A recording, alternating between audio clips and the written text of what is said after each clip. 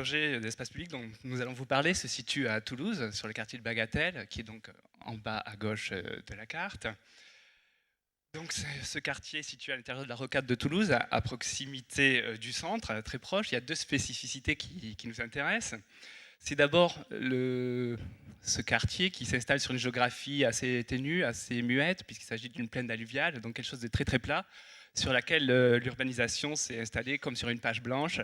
Et donc le quartier n'a pas de caractère particulier induit par la géographie. Donc voilà, déjà un premier passif pour le quartier. Puis aussi, le quartier se trouve surtout dans l'alignement des pistes d'atterrissage et de décollage de l'aéroport de Toulouse, ce qui, en plus du bruit occasionné, rend impossible la densification du quartier, malgré sa position assez centrale dans la métropole et assez proche du centre-ville. Donc ici, une vue du quartier en 2004. C'est un quartier d'habitat social qui a été construit donc, pour répondre à une demande de logement assez urgente, mais qui a été faite sans recherche particulière ou sans utopie, contrairement au quartier du Mirail qui se situe de l'autre côté de la rocade de Toulouse. Et donc c'est un quartier plutôt sans emblème, juste une image négative de béton. La photo qui suit, c'est le même quartier en 2010, quelques années après. Le processus de renouvellement urbain était engagé, donc il y a eu surtout des démolitions assez massives. Et c'est à ce moment-là que nous avons commencé à travailler avec l'équipe municipale sur le quartier. Donc on avait un quartier avec de nombreux vides, très généreux, un espace libre, à la fois hérité du Grand Ensemble originel, avec beaucoup d'espace sans déshérence, sans affectation ni fonction. Et tous ces espaces ont été aussi amplifiés par les destructions récentes. Et donc la question était, que faire de tout ce sol dont personne ne veut, puisqu'il n'est pas constructible, puisqu'on ne peut pas augmenter le nombre d'habitants sous le couloir aérien, et aussi sur des espaces qui finalement, malgré leur situation, ne sont perçus que comme une charge, aussi bien par les bailleurs sociaux que par la ville.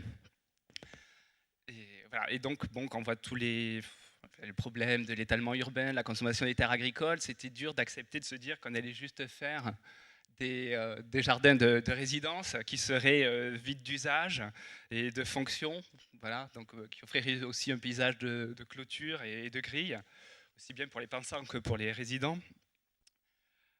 Donc notre idée a été de tenter de rassembler au maximum tous ces fragments de terrain libre pour en faire un ensemble, quitte à bâtir plus densément sur le reste de l'espace. Le but étant de regrouper plein de petites surfaces qui étaient voilà, incapables d'accueillir des fonctions, soit par leur dimension, pour créer une grande surface capable d'accueillir des fonctions utiles et de créer un espace aussi emblématique permettant de renouveler un peu l'image du quartier.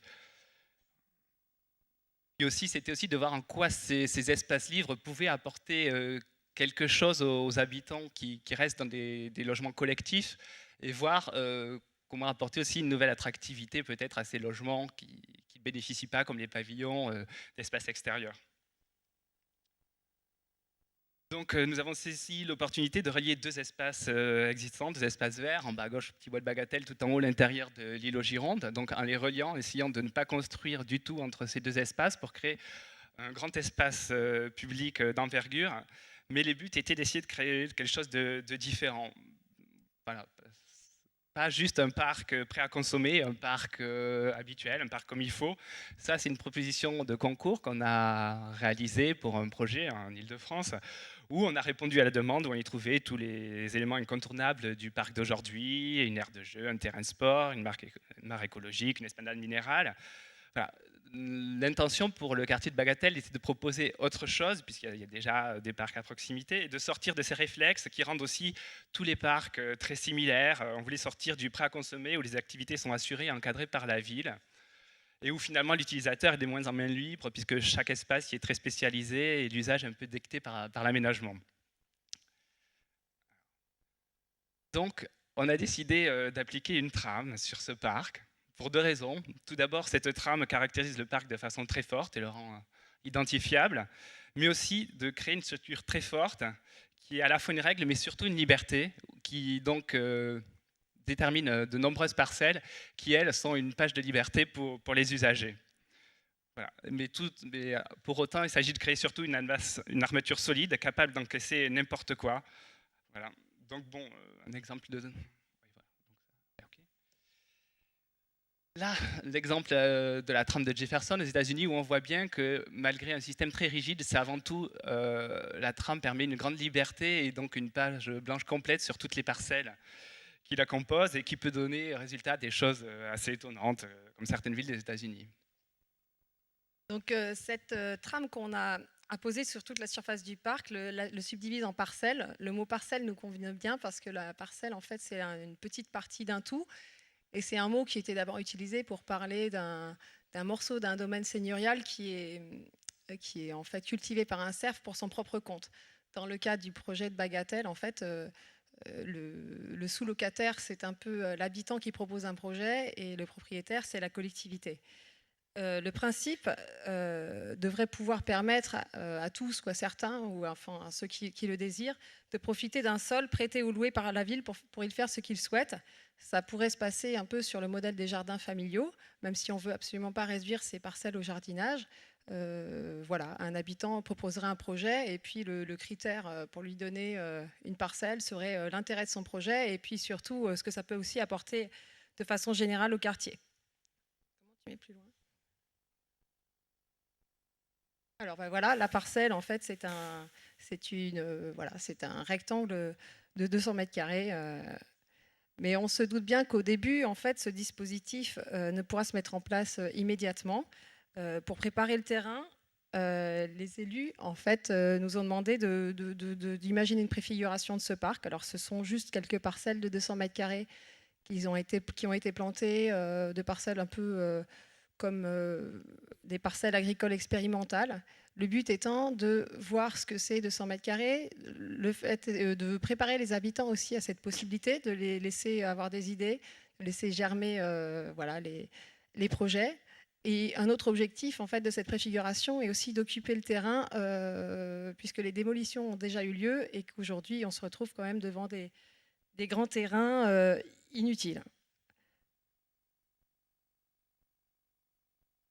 Alors, aussi pour aider ce parc à fonctionner, puisque comme il est expérimental et qu'on ne connaît pas les idées des habitants et leur nombre, il y aura aussi des parcelles publiques, évidemment, qui seront aménagées par la ville, équipées plutôt avec des fonctions assez collectives.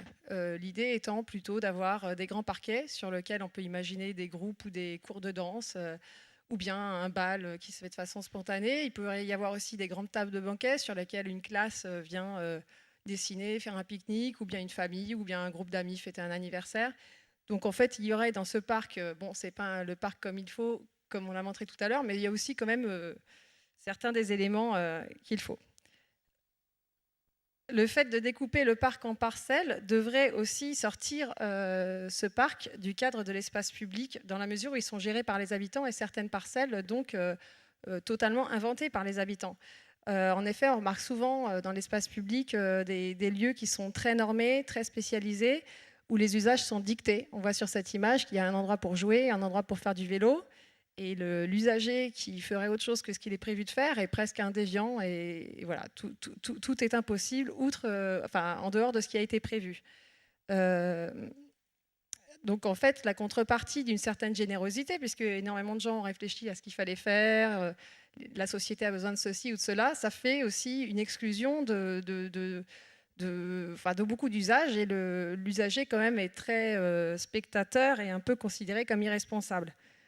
Quand on regarde une image prise au hasard dans des espaces publics anciens, dans les vieilles cartes postales, on voit plutôt des espaces où tout est possible.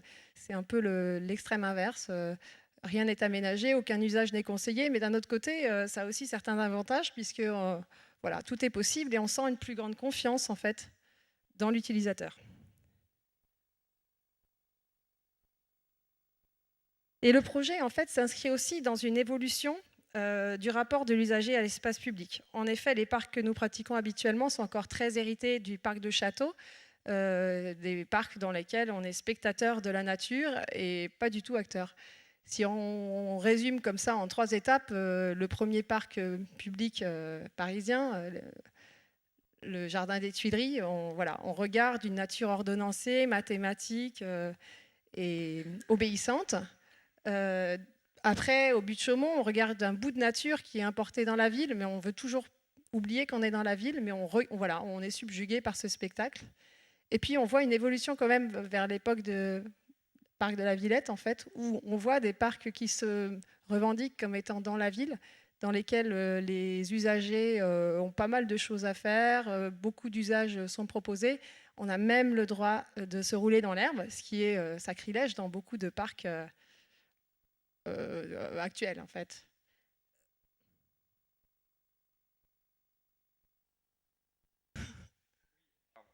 Ah oui. Et l'enjeu, donc, est bien ce changement de place de l'usager qui passe de consommateur à acteur. Et pas du tout dans ces parcelles. L'idée n'est pas de réduire ces parcelles à du jardinage. On a un peu l'impression que cette vogue actuelle est trop forte, que la société ne rêve pas que de manger bio, de cultiver ses tomates, de faire des petites économies.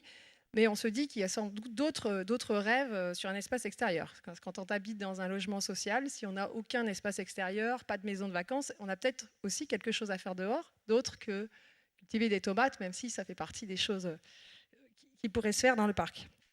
Et ce projet est aussi une réflexion sur la place de la maîtrise d'œuvre et de la maîtrise d'ouvrage par rapport à l'usager, puisque l'usager dessine en partie le parc, puisqu'il il aménage des parcelles. Dans un premier niveau, de ce qu'on connaît, la maîtrise d'ouvrage et la maîtrise d'œuvre décident ensemble des espaces dans lesquels la société va vivre. Dans un deuxième niveau, celui de la concertation, le public est soit informé, soit consulté, ce qui comporte aussi parfois des écueils. Le projet peut être la somme des demandes de certains habitants qui ne sont pas forcément représentatifs du quartier, puisque c'est peut-être simplement les habitants les plus engagés socialement ou ceux qui ont le plus de temps libre. On voit par exemple à Bagatelle que les jeunes, qui sont quand même une partie importante de la population, on a beaucoup de mal à leur demander ce que sont leurs besoins, puisque les jeunes sont les plus conservateurs du quartier. Leur objectif, c'est que rien ne change et qu'il ne se passe rien. Donc ici, en fait, dans ce projet, c'est aussi une nouvelle place pour l'usager qui peut proposer un projet dans ce parc, mais sachant quand même que ce parc n'est pas que fait de parcelles qui sont éligibles. Il y a aussi des parcelles publiques et donc la force publique ne se désengage pas du projet. Ça reste en grande partie un espace public. Voilà. Merci. Je pense que je n'ai pas très bien compris le lien entre le parc bien comme il faut, ou le jardin, oui, le parc bien comme il faut, et ce que vous avez projeté.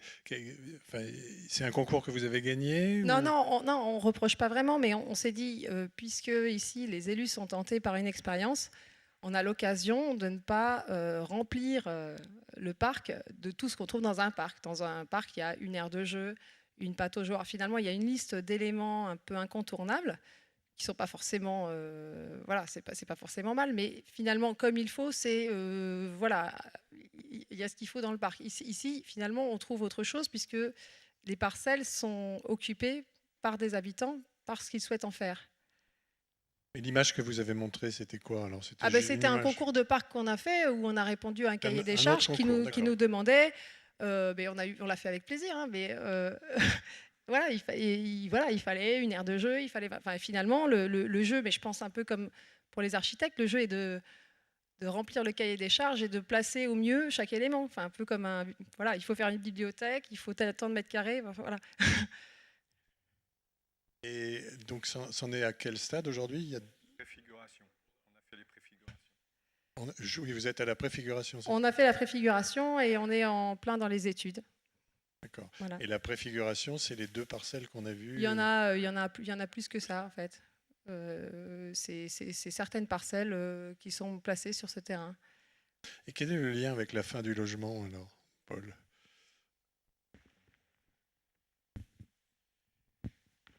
Peut-être juste pour préciser, c'était pas une commande de parc au départ. C'est dans le cadre d'une opération de rénovation urbaine. C'est nous qui avons fait le choix, au lieu de morceler, comme j'ai pu le montrer dans un certain nombre d'autres opérations de rénovation urbaine, comme l'a rappelé Pierre, au contraire augmenter les espaces verts. Et de fait, on s'est retrouvé dans une situation de ce qui pouvait devenir un parc de 4 hectares. On a essayé de concevoir, c'est d'où le rapport avec la fin du logement, me semble-t-il, de concevoir ces espaces verts comme des espaces qui peuvent accueillir ce que Le Corbusier appelait des extensions du logis, mais des extensions du logis qui ne sont pas que simplement liées à ce qu'on a pu connaître dans les fonctions de l'habitat, et qui sont aussi, en gros, pour dire très vite, offrir aux habitants la possibilité de faire là ce que leurs voisins, qui sont souvent leurs amis ou même eux-mêmes ont parfois habité dans le grand ensemble, ils ont déménagé dans les pavillons à côté, sauf que dans leur pavillon, le petit bout de jardin et le petit garage ou le rez-de-chaussée leur permet de faire des choses.